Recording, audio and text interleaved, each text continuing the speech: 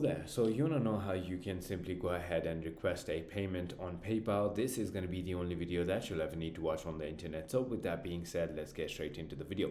First things first, what I want you to do is simply go ahead and log in into your PayPal account, and on your home, as you can see, there's going to be two options. One says send money and the other one says request money. Simply go ahead and tap on request money, and it's going to take you to this page right over here, where it's going to allow you to go ahead and choose contacts who you would like to request money from. And then all you want to do is simply go ahead and enter the number. So I don't know why it's not loading up for me, but it's just going to have a place to go ahead and enter the number of the person that you want to request payment from. You can also enter the email of their PayPal if you know it.